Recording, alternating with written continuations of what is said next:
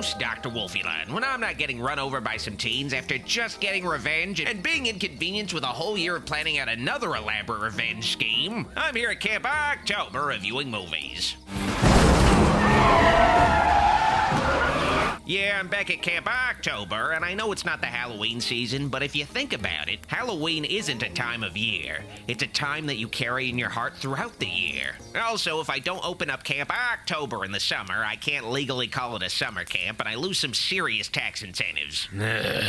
Goulash is thrilled about being back camp counseling a new round of young campers with wealthy parents. No, I am not thrilled, sir. I still wake up in a cold sweat, haunted by the memories of all those children's screams from last year. I didn't know you could sweat. It's more like a thick membrane of mucus that I ooze from my pores, but you get the basic idea. I have each and every child who died here's face memorized, eternally etched into the hallways of my mind. Well, great news. You're gonna have some more anguish faces to etch into those holes this summer because the new campers should be arriving. You don't have a watch? Right now.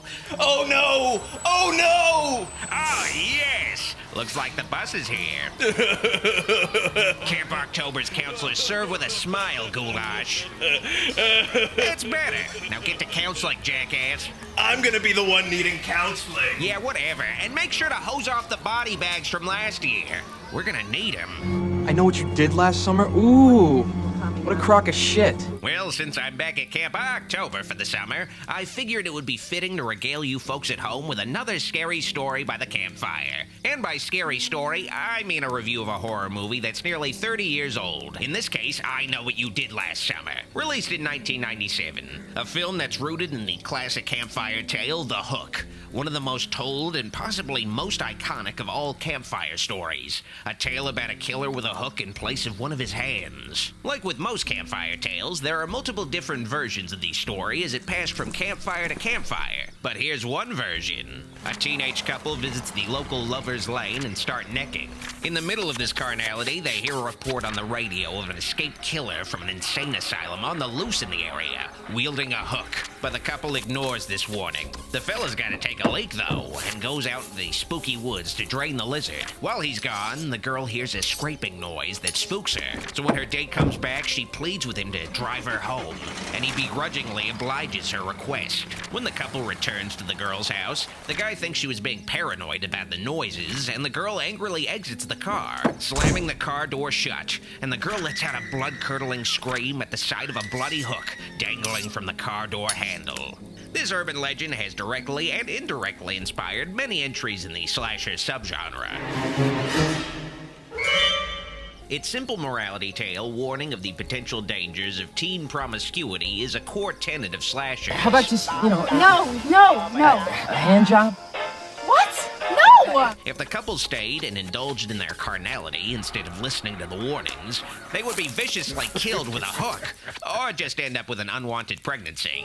Some people say he's still up here in the woods. I say that right. These campfire tales are often a way of imparting a lesson or sense of morality onto others by psychologically associating something considered naughty with death. And sex equaling death is one of the most common of all tropes within the slasher genre, to the point where it's the first rule of horror movies according to Randy in Scream. Number one, you can never have sex. Sex equals death. Speaking of which, Kevin Williamson, the writer of the original Scream, also wrote the script for I Know What You Did Last Summer, which had been in development hell until Scream came out to great success in 1996, and Columbia Pictures fast-tracked I Know What You Did Last Summer for release the following year, with Columbia advertising the film as from the creator of Scream, which it technically is, but it misleadingly made it seem as though Wes Craven directed I Know What You Did Last Summer, when it was actually directed by a nobody first-time director named Jim Gillespie. So those delightful Weinstein boys at Dimension Films successfully sued Columbia Pictures over the ad campaign referencing Scream, which they were producing a sequel to 2 months after I Know What You Did Last Summer's release. And while Kevin Williamson can be argued as one of the creators of Scream, he didn't really create I Know What You Did Last Summer. His screenplay was an adaptation of a 1973 novel of the same name, I Know What You Did Last Summer by Lois Duncan, author of other horror stories like Summer of Fear, Killing Mr. Griffin, Don't Look Behind You, and Hotel for Dogs. I Know What You Did Last Summer, the film, is a very loose adaptation of the book, only really sharing the basic premise and characters of the Lois Duncan novel. A group of teens are involved in a fatal hit-and-run one summer, and they swear a pact to never speak of it again, with their friendship essentially dissolving, and they fall out of contact with each other until the following summer when they receive cryptic threats in the mail by somebody who knows the crimes of the group. And through their paranoia and shared trauma, the teens have to try to find out the identity of the person who knows their terrible secret. This is pretty much where similarities between the book and the film end. Kevin Williamson decided to make the movie adaptation a conventional slasher film, but the book doesn't have any slasher elements. It's much more of a suspenseful, cerebral story of paranoia and peer pressure. The novel doesn't feature the film's hook-wielding killer, and there aren't even any murders in the book, but it's still an interesting character study and suspenseful mystery without any killings. In other words, the book is better than the movie, and I'll break down the differences between the film and novel and why I think the latter is better in my review of I Know What You Did Last Summer. But first, I have a message from my sponsor, me. Pledge to my Patreon today to support the channel, help it continue to grow, and you'll also get access to weekly movie nights every Sunday and archive commentaries if you missed the movie nights live. Just $5 a month to get a movie night every week. Here are the movies I'll be streaming next Sunday. Pledge to patreon.com/Dr. Wolfula if you're interested in my bonus streams, and I thank you in advance. To make his adaptation of I Know What You Did Last Summer more relatable to him, as a North Carolinian by birth and the son of a fisherman, Kevin Williamson shifted the setting of the film from the book's fictional town of Silver Springs, New Mexico, over to the real town of Southport, North Carolina, a sleepy little fishing village where a man in a slicker wielding a hook wouldn't be out of place. And it's here, brooding before the shore, where we meet the film's first primary red herring, David Egan. You better remember this guy in the opening, or this movie's attempt at a mystery is going to be even more confusing than it already is.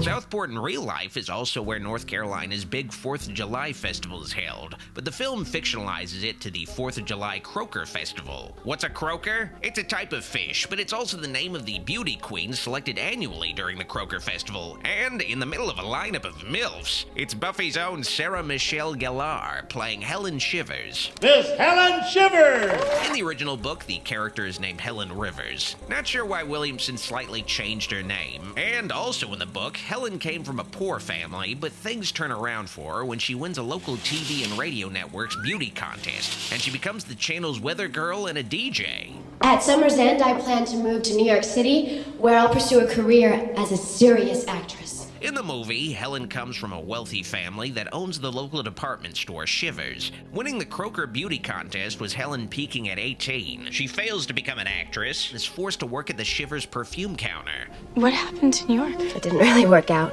Looks can only get you so far, I guess. Helen is the most radically changed out of the cast of characters, but they're all still pretty damn different from the book. I'll get into those differences soon. Work it, babe! Witnessing Helen's victory as Croaker Queen, the most unflattering sounding name for a beauty queen imaginable, are Helen's boyfriend Barry Cox, played by Ryan Phillippe, Helen's friend Julie James, played by Jennifer Love Huge Tits. Hi, I'm on Sexist Overload as it is. Kill the commentary. And Julie's boyfriend Ray Bronson, played by Sarah Michelle Gellar's eventual real-life husband Freddie Prinze Jr. Once they saw each other wearing scarves, they had to make each other theirs. I had no idea her breasts were so... It's at the following 4th of July party that a couple more of the film's red herrings are quickly established, starting with Elsa, Helen's jealous older sister.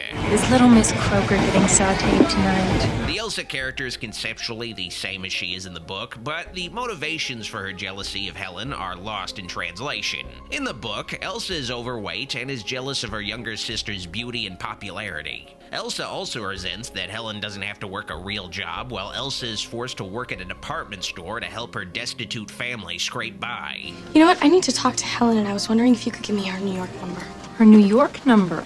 The movie version of Elsa does work at a department store, but she's not poor. She manages her family's department store, and she's also super hot, so I don't know what Elsa has to be jealous about regarding her sister Helen. You and your hair. Just so pathetic. They do have Elsa wear glasses, so I guess she's supposed to be bookish, but it just makes her look hotter. I don't know what they were thinking here. Ironically, Elsa's actress Bridget Wilson is a real-life version of the Helen Shivers character, winning Miss Teen USA 1990. So I guess this version of Elsa is just a bitch for the sake of being a bitch. And speaking of bitches, we're introduced to another red herring in the form of Max, played by the other nerd from that one shitty sitcom. How about I take you out before you leave town, kind of a bon voyage thing? In this, playing a creepy dude who desperately wants to get into Julie's pants before she leaves for college. Yeah, I don't blame him wanting to lock that down, but he could tone down the rapey vibes at least. I guess it's hard to with those soulless eyes of his. Like a doll's eyes. Take a hike. The gang caps off their night by a bonfire on the beach. In the novel, this scene takes place in Cibola National Forest, which is probably a more fitting environment for the swapping of campfire tales. And the boy, all hot and bothered, he gets pissed and peels out. No. That's not the way it goes. The bonfire scene in the movie might be the only somewhat clever scene in the whole film. The characters share the hook ghost story, but they've all heard different versions of the tale before and can't agree on how the story goes. No, he wasn't decapitated.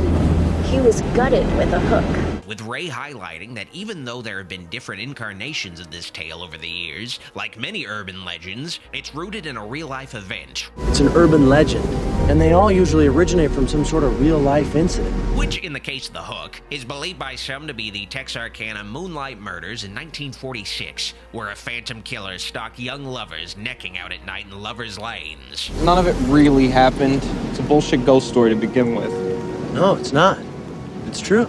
The bonfire scene's a good way to set up that the audience is about to see a new telling of a classic campfire story they've heard before. But it also makes it clear that even though this movie is a work of fiction, it's indirectly inspired by things that actually happened, and it can happen to the viewer if they aren't careful. And speaking of not being careful, both couples fuck on the beach, which is not a good idea if you're trying to keep sand out of your vagina, but it also means any one of them can die now. Those are the rules of Kevin Williamson himself. They just have to accidentally run somebody over first.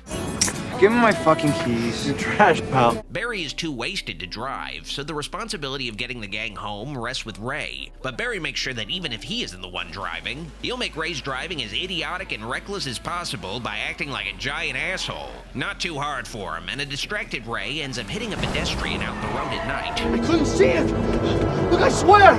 The guy's face is covered in blood, so he can be any age, possibly even a young adult. Definitely can't tell he's middle-aged. I think he's dead. Shit! Against Julie's wishes, Barry and Ray decide they don't want to throw away their futures over this somewhat harmless mistake. It's manslaughter. We're gonna fry no matter who takes the fall. And after hurriedly hiding the body from a suspicious Max trying the hardest he can to look suspicious... What can I do for you, Max? You can wipe that my shit don't stink grin off your face. He really wants to be relevant to this movie. You almost got that rich boy act down, Ray. We'll be seeing you, Max. The gang takes the corpse off to a pier to dump the body, hoping it would never be found. But not if the corpse has anything to say about it, as he swipes Helen's crown as the new queen. He's got my crown! Barry tries to recover the crown, but it's too spooky for Barry, and he leaves this identifying evidence with a guy they ran over who's apparently not even dead. Really convoluted. Right here, now we take this to our grave. Agreed. And Barry forces the group to swear a pact, which Julie reluctantly agrees to under threat of Barry choking a bitch out. We take this to our grave! Let me hear it! Let it go, Barry! While Ray stands idly by, letting this happen like a total pussy. It'll be okay.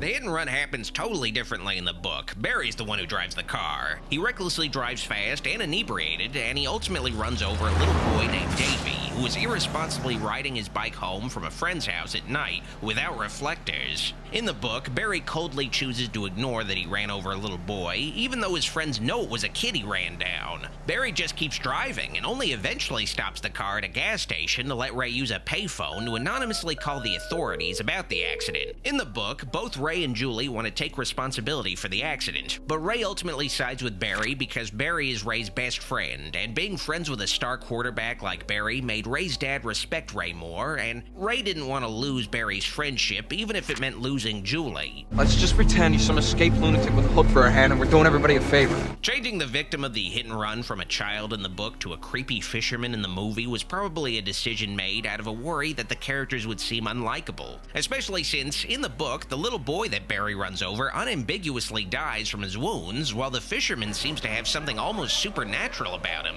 where it's clear he's probably not dead.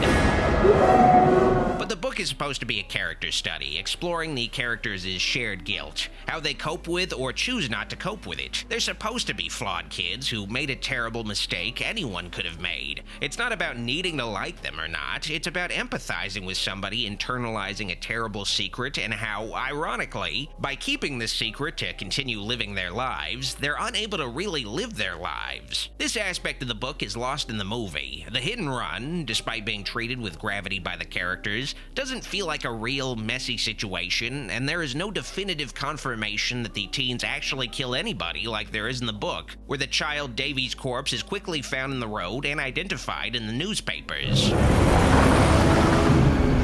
A year passes after the accident, though, and Julie drifts apart from her once friends during her first year of college. Julie has fallen into a depression over her participation in last year's hit and run, and consequently, despite supposedly being a smart chick, her grades are slipping. Get your white as death, chalky corpse in the car. And Julie is forced to face her estranged mother back at Southport for the summer after a year away from home. Julie is pretty different in the book, where she's a cheerleader who focuses on her studies in her senior year of high school in the hopes of getting into a good college far away from town to try to forget about her participation in the accident. It's an interesting exploration of how guilt can change a person completely out of desperation. And Julie also starts dating another guy after Ray named Bud, a war veteran Julie only dates because he reminds Julie of her dead father. But in the movie, Julie just gets bad grades because she's sad. She ends up not being a very compelling main character, especially since she just feels like Sidney Prescott 2.0, spouting annoying, self-aware dialogue. It's a fictional story created to warn young girls of the dangers of having premarital sex. I guess it doesn't matter, though. What does matter is that Julie discovers back home a letter addressed to her with a threatening note inside that reads, "I know what you did last summer." Wait, that's the title of the movie! Holy shit! Who sent this? Guess it's as good as mine. Why? What does it say? Nothing.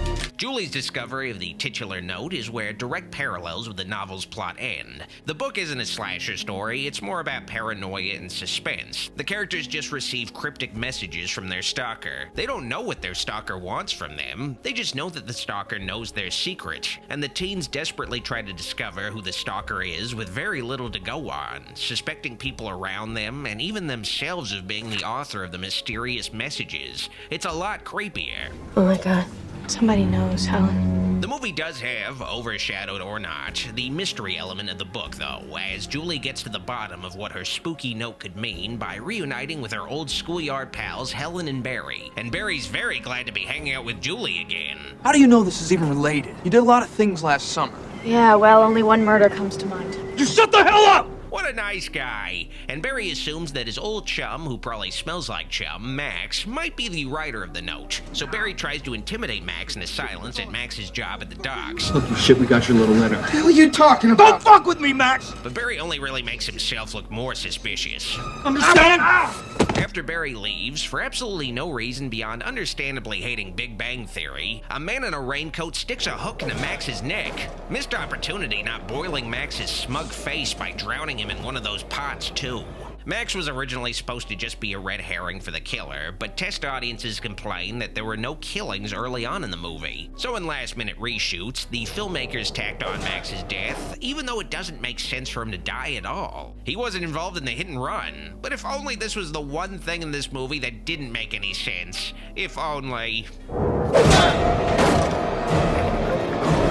While at the docks, the gang conveniently runs into Ray, who's coincidentally back in town and working as a fisherman, and Ray tries to rekindle his relationship with Julie, with logically little success after letting Barry choke her last year. Oh, I'm responsible for my own actions, and I don't blame you. But I don't want to know you either. Like the rest of the main cast, Ray's character was changed for the flick, but he's the least different from his book counterpart. In the movie, Ray grew up fatherless and poor. I thought you didn't know your dad. He worked the boats. That's all I do know about him. But in the book, much of Ray's character is based on his pressure to live up to his successful father's legacy as a star quarterback. But Ray isn't physically up to the task, so he befriends Barry, a quarterback, with Ray hoping this will impress his dad. After the accident in the book, Ray does work on fishing boats in California to try to forget his involvement involvement in the accident, trying to move on with his life. But it's really funny how the movie's version of Ray and Barry are inconsistent with their descriptions in the book. Ray's supposed to be the shorter, skinnier one, and Barry as a quarterback is supposed to be physically imposing. But Freddie Prinze Jr. is taller than Ryan Phillippe. Physically, it would have made more sense for Freddie to play Barry and Phillippe to play Ray, but they very likely based their casting decision on Freddie having more charisma to play a nice guy, and Phillippe being better at playing an asshole. But still, this guy's supposed to be a star college quarterback? Get real. I'll call the cops on your college quarterback ass! Realizing he needs to bulk up to be taken seriously as a quarterback, Barry hits the gym only to find a mysterious photo attached to his locker. Hey, a small dick's like a disability. Would you make fun of a guy in a wheelchair? My fucking jacket. Barry finds his car in the middle of being jacked, and in his futile pursuit, Barry gets jacked up, and despite being crashed by a car through a wall,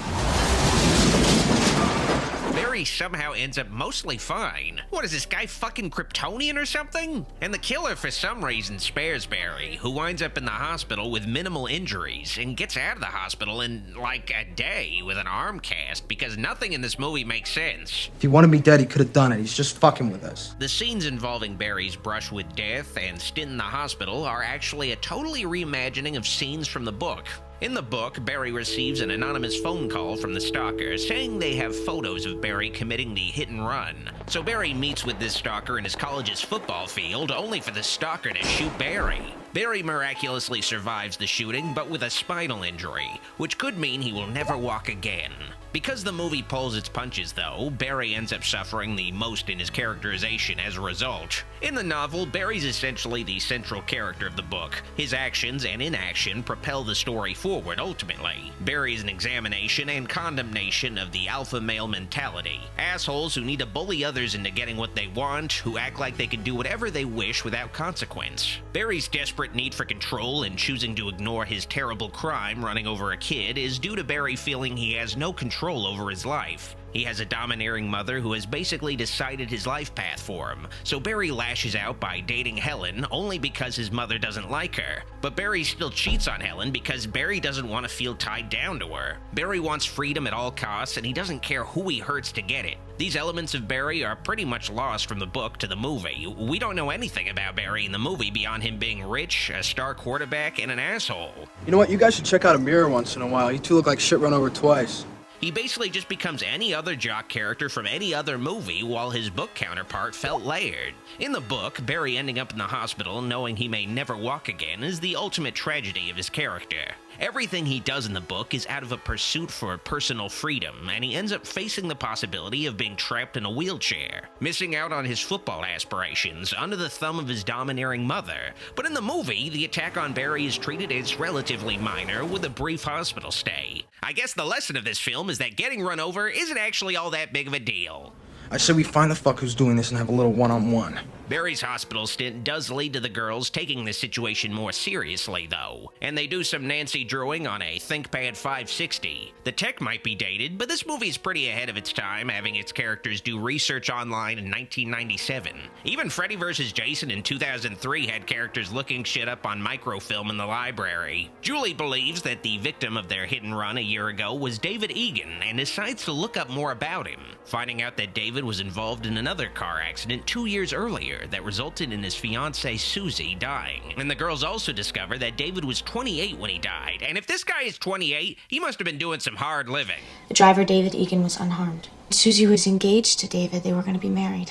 I Know What You Did Last Summer's mystery is very poorly executed. It really hinges on either the characters or the audience being really stupid for it to work. It expects the viewer to believe David Egan, who is shown in the opening of the film, is the same guy that got run over because they dress the same. But that's where the resemblance ends. You can tell the guy who got run over is a lot older than this dude, and it results in the film being very confusing because it's hard to accept that the characters are as dumb as they are. The red herring of David Egan probably made a lot of sense in the script, but it was something that needed special care shooting for it to successfully trick an audience, and it feels like the director did not give a single fuck making any aspect of this film's story convincing, which is probably why he only directed 3 movies after this. They live in the sticks. What do we got to lose? Julie and Helen do decide to investigate David Egan's former home, even though we know it's a waste of time, and it's here where we meet David's sister Missy, played by the late Anne Hesh. So the duo of girls pretend they're having car trouble to extract info about David from Missy, and find she lives alone after her mother had a mental breakdown over David's death. Well, my mama, she's in a home. She didn't take too well to what happened with David. In the film, this scene is pretty much just to establish 3 more red herrings for the film's killer. Missy, because she's creepy, Missy's unseen ma, and a supposed friend of David's that Missy mentions named Billy Blue, who Missy dated. Well, we were sweet on each other for about 2 minutes. Did he have a last name? Blue, Billy Blue. This scene was in the book, but it played out differently. Ray and Julie visit David's home to find out if it's his family stalking them, but they find that David's older sister Megan lives in the house alone as her mother seeks psychiatric help elsewhere, accompanied by Megan's father. But Megan in the book isn't meant to be a suspect. She's meant to show Ray and Julie how their actions tore a family apart, because Ray and Julie definitively were involved in a child's death, seeing the consequences of their actions, but this was probably deemed to be way too upsetting. So the gut punch was taken out of the film story, and Missy was reduced to being another shifty-eyed suspect. Hey! You forgot your cigarettes. While Helen downplays hers and Julie's potential involvement in David's death and suggests that he was probably suicidal. Maybe he blamed himself. Maybe he was sitting in the road waiting for us to hit him.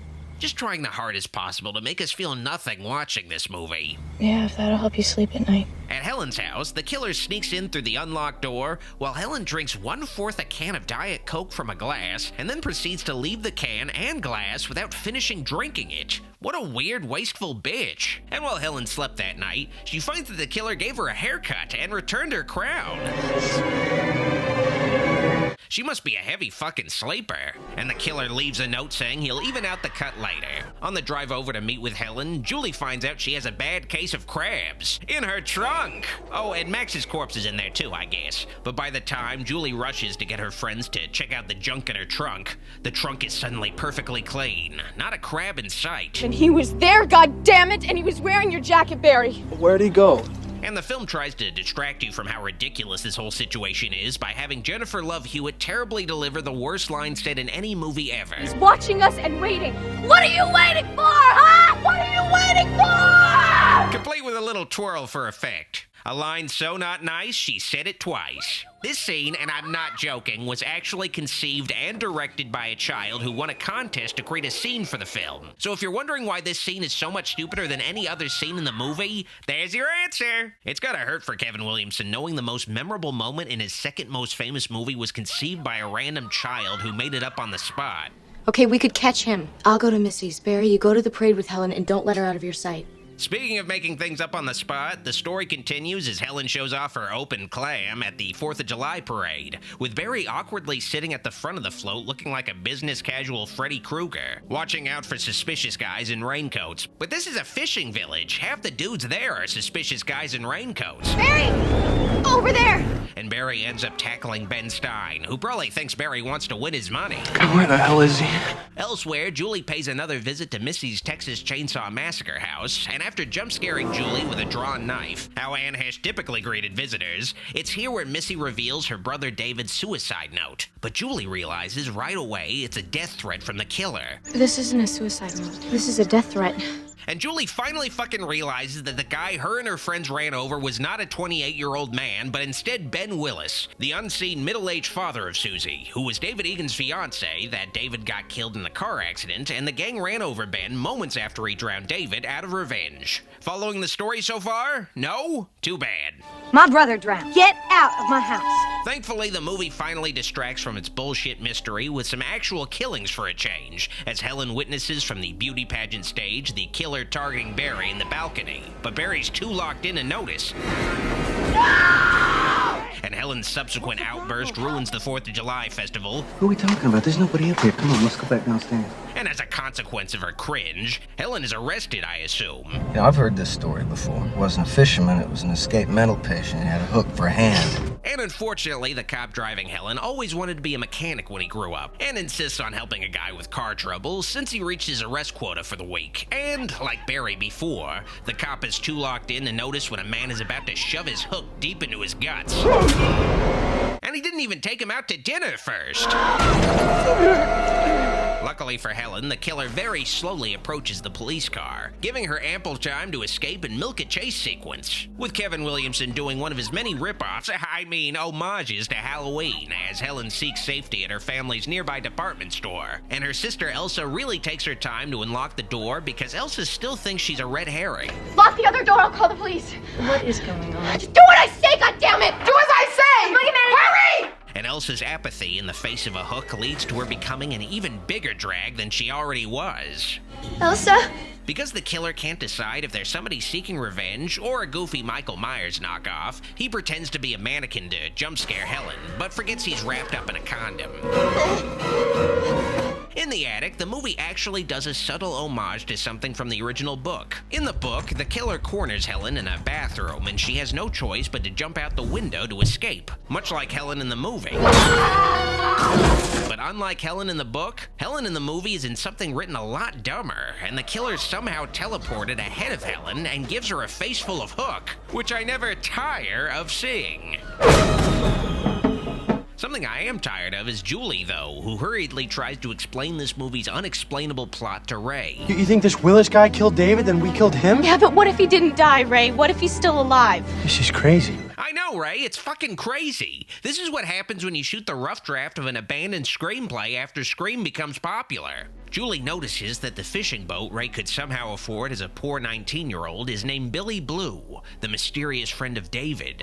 You're the friend, you're the fisherman. And before we're given a moment to process this extremely confusing turn of events, Ray is sucker punched by a spooky, shadowy fisherman who's rescuing Julie from Ray. On the boat, inside! And who definitely isn't the real killer. Oh shit, he is definitely the real killer. Yeah, no, he wouldn't be making a collage of creeper photos of the main characters because he's a fan. He is for sure the real killer. You in some kind of trouble, child?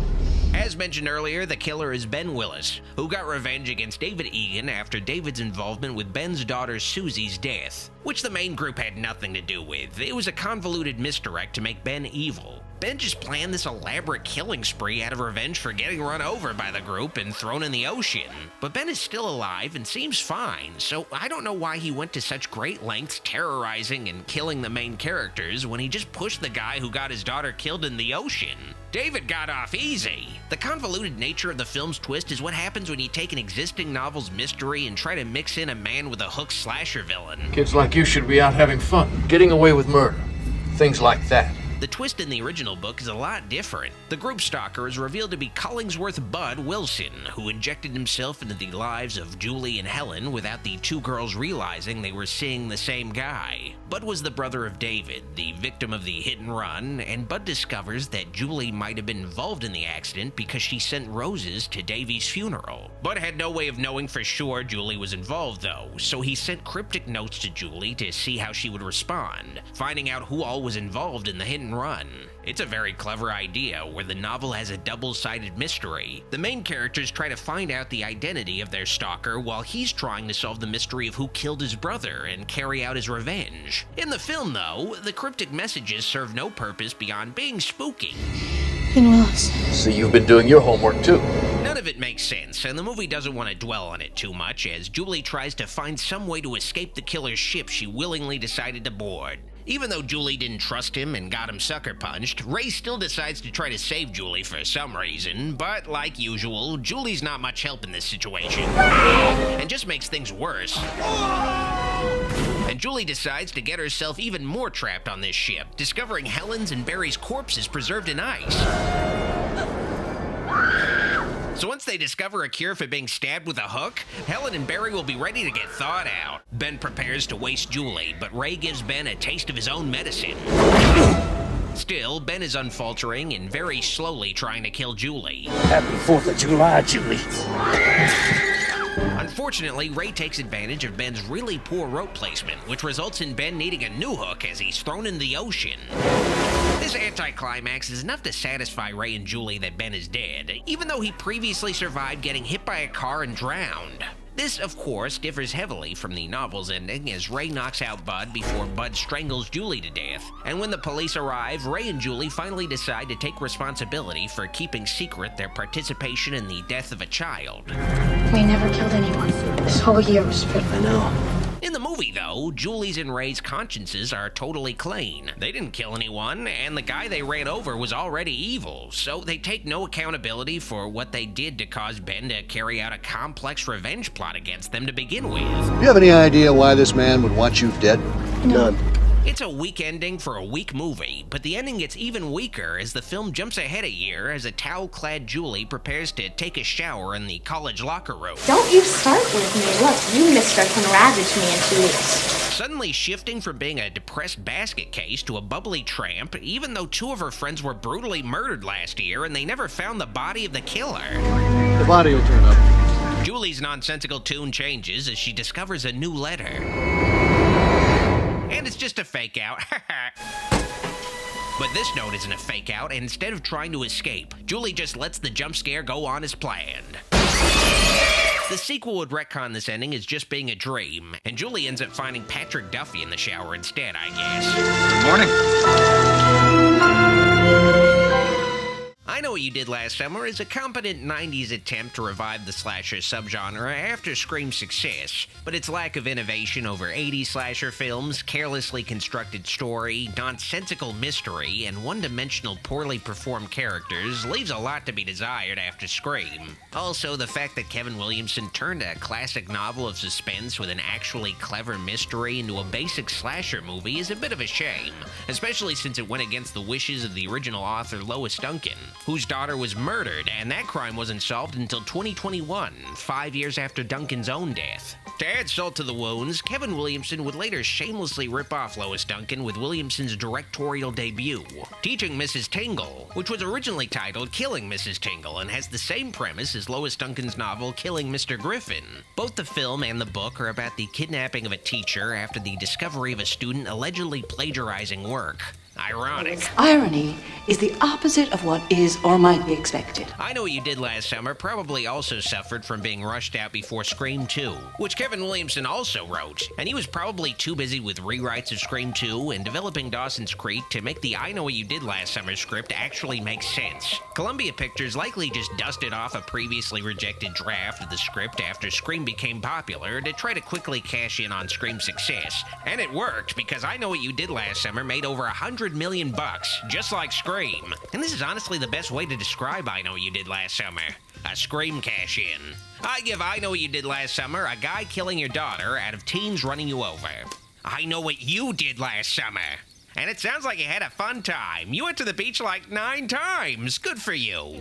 What are you waiting for, huh? What are you waiting for? Before I go, let's check in on Counselor Goulash running Camp October. Sir, last year one of the cabins at Camp October burned down, but for some reason you brought back the same amount of campers as last year. We didn't even have enough beds to accommodate the campers we had last year. Don't worry, I accounted for this. You and the extra campers will be staying at some abandoned cabins I discovered on the island in the middle of Blood Lake. What's the island called? Blood Island. Okay, I could see the A to B there. You can take the canoes to get there. Those canoes? I don't see any other fucking canoes. Great, well, come on, kids. I hope to God you all know how to swim. This video is made possible through the pledges of my Patreon supporters, and I'd like to give a very special thanks to the kind folks pledged to my shoutouts tier. All of their support on Patreon means a lot to me, and it helps my dark influence continue to grow.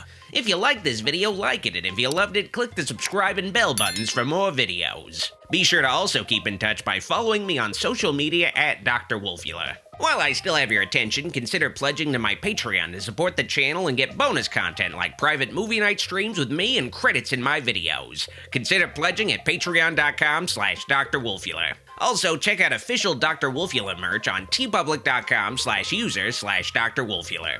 Thanks for watching. Dr. Wolfula signing out.